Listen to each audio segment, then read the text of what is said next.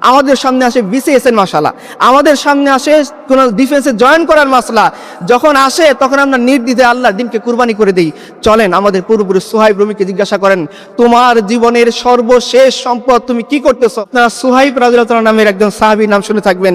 তিনি রোম থেকে হিজরত করে মক্কা এসেছিলেন এবং ব্যবসা বাণিজ্য করে মোটামুটি কিছু টাকার অধিকারী হয়েছিলেন। একটা পুটলাতে ভরে তিনি তার এই সম্পদটা তার বাড়িতে কি করে গর্ত করে লুকিয়ে রেখে তিনি মক্কা থেকে মদিনাতে যাচ্ছেন।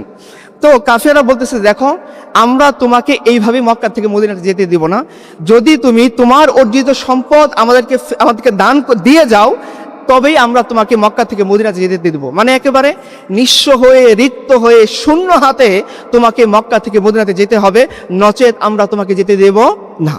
সোহাইব রাদিয়াল্লাহু তাআলা কি করছেন? আজকে মাসলা আমাদের সামনে আসে চাকরির মাসলা, আমাদের সামনে আসে বিসিএস এর মাসলা, আমাদের সামনে আসে কোন ডিফেন্সে জয়েন করার মাসলা। যখন আসে তখন আমরা নির্দ্বিধায় আল্লাহর দিনকে কুরবানি করে দিই।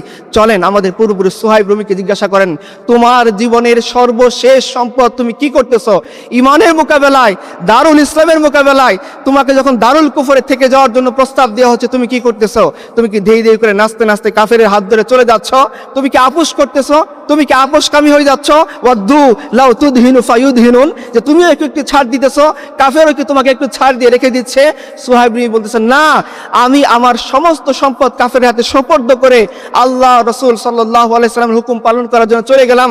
রাসূলুল্লাহ সাল্লাল্লাহু আলাইহি সাল্লামের কাছে যখন এই খবর পৌঁছানো হইল, ইয়া রাসূলুল্লাহ, কাফেররা বলতেছে, দেখো এই যুবক তার সমস্ত সম্পদ কাফেরদের হাতে দিয়ে নিঃস্ব রিক্ত হয়ে একেবারে কেরিয়ার লেস অবস্থায়, দুনিয়ার সবচেয়ে কি বলে লাঞ্ছিত একেবারে দেহহীন অবস্থায় সে আল্লাহর জন্য আল্লাহ রাসূলের রাস্তায় হিজরত করতেছে। এর চেয়ে বোকা, এর চেয়ে আবেগী আর কে হইতে পারে?